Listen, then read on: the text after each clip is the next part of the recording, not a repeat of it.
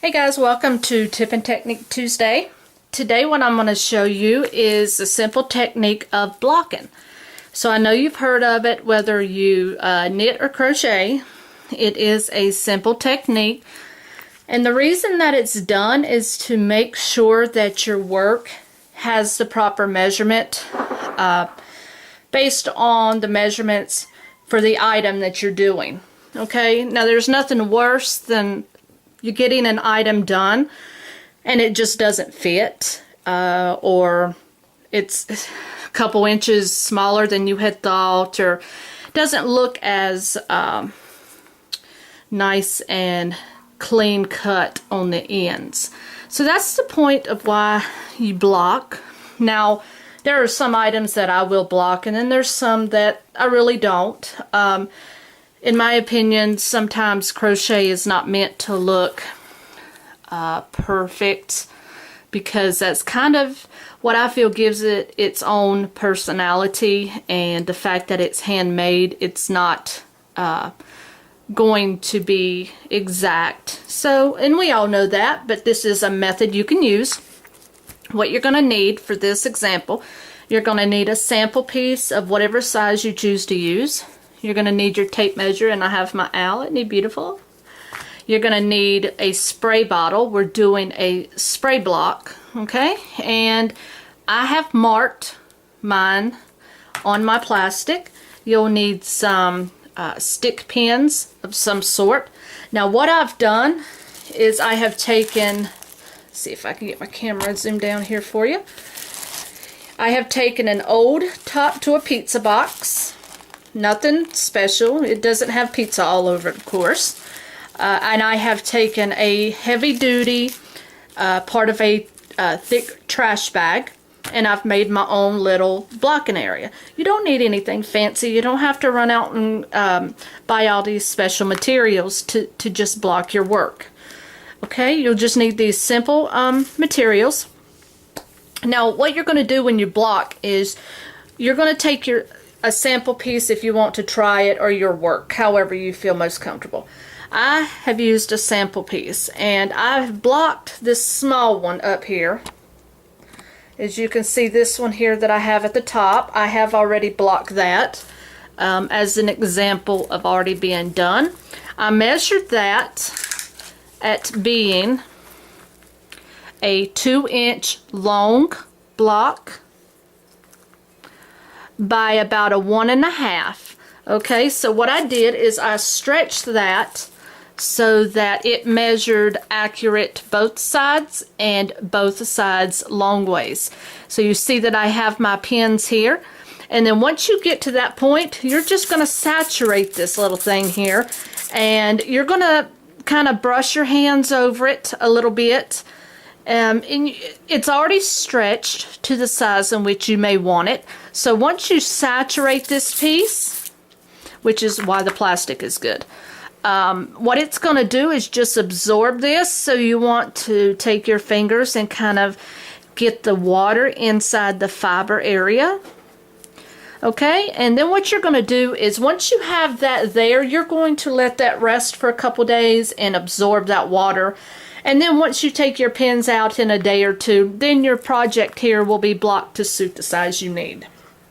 Okay, so I was going to do one with you. Okay, as you see here, I have a bigger square. Now I have markings. I have a little blue one there, and on this side. So what I've already done is pre-marked this so that we don't have to go through all the measurements. But I will show you that I wanted the length here to measure 3.5. Okay, so that means that if I measure to that line to this line, this is where I want to block it. But now if I put my piece up to the top line, you see it's not exactly coming down to my 3.5 line. So I have to block that to make sure that that gets to measure the size that I want. Okay, and then to do the, not longwise that way is what I was trying to say. Now long ways this way, I want to make this get to 4. Alright, so I have my marking hereabouts to where I want to block that to. So the first thing that you're going to do is you're going to take your pins, okay? Now you want to come in a little ways to make your pen mark. So you're going to measure this and make sure that this is pretty much even. It doesn't have to be teetotally exact, okay? Now what you're gonna do is you're going to put your pen in a start corner. And then what you're going to do is you're going to make sure that your other corner is in line. And then you're going to push your pen in the top corner there. You do want to come in a little bit on your work. My pen over here is actually in down here. You only see the head of it there. Now what I'm trying to do is make sure that this bottom piece, let me scooch my camera back a little bit. Maybe I can get a better view of it here. Bear with me. Okay, so you see right here where my 3.5 marking is. What I'm trying to do is just stretch this and then put my pen in. It's a little tough to do, but you want to put your pen in where you can actually hold that in position to the size in which you want it. Okay? So that's that corner. So you see it's in line here. You want to go to your next corner and pull that one down as well and pull it down to your mark. I think mine's stuck in my cardboard. And then you just want to pin this as well. Anyway, you guys get the idea about the pinning. And then you're welcome to pin in the center if you feel more comfortable about that piece right there, if you want to make that accurate. There it goes. Okay, so now as you see here, let's grab my tape measure. And if I'm going to measure from here to here, I have got it up to the 4 inch mark, okay? And then as well here, I'm going to measure from the top, and it's down to the 3.5. Not quite on this corner, but so we'll stretch that a little bit further. And then we'll mark that. There we go, perfect. You know, so if you want to mark the center points here, this is just fine. And then you'll just hold that close. And you'll see that then your work becomes blocked, and you'll just have to work with it a little bit. It's easier done, actually, than to really make it look that way. So anyway, mine are at my measurements. There's 3.5 by 4, okay? So once you're satisfied with how your piece looks right there, then what you're going to do is the same thing. You're going to take your spray bottle and you're just going to continuously spray this and get this saturated. Okay, and a little extra water is not going to hurt this. Okay, and then you're going to do the same technique, and you may want to have your towel at hand because you will get a little wet. Okay, and if you feel once you've mashed this sucker down here that it's not quite wet enough, then you want to keep applying the water until it's completely saturated.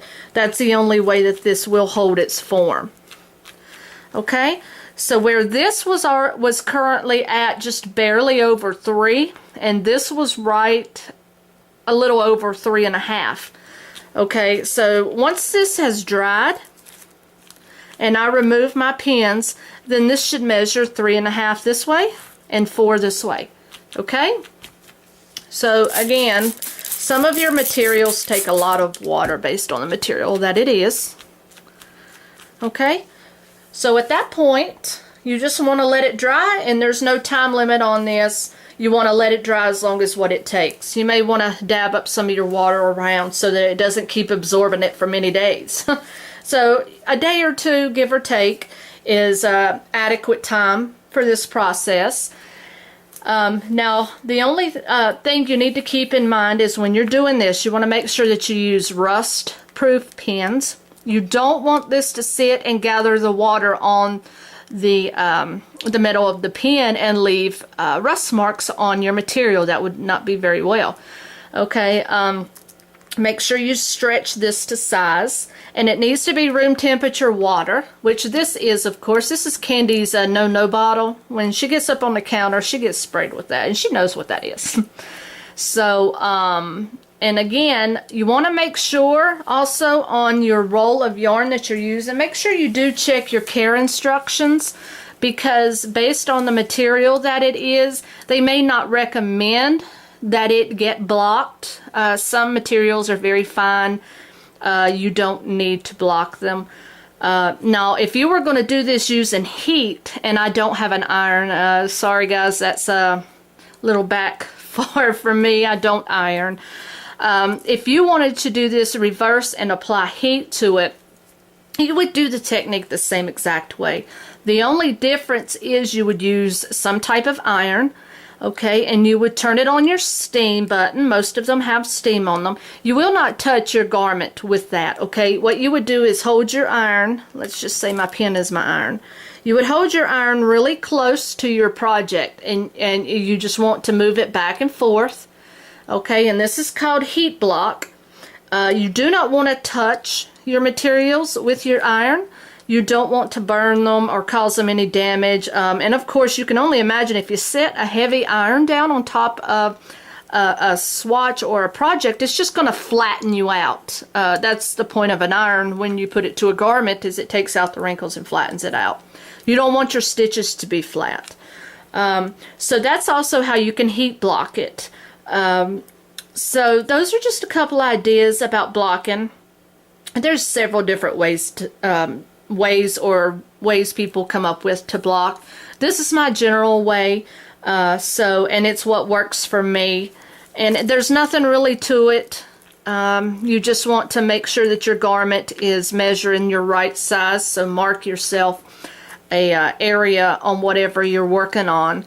And I did choose the plastic bag because I could, number one, I could spray on it. It wouldn't go through on the table or my piece that I have of fabric on the table that I use for my backdrop, and it won't go through to the cardboard, and like I said, the pen will write on the plastic. So those were my ideas as far as blocking. So basically that's it for the tip of the week, or the technique, however you want to take that. So I hope you guys enjoyed it. I hope it made sense for you, and if you have any further questions on it, feel free to message me below the video down below, and I'll be glad to help you as much as I can, okay? So I hope you guys enjoyed it. Hit the like button on the way out of the video for me, and till my next video, guys, happy hooking!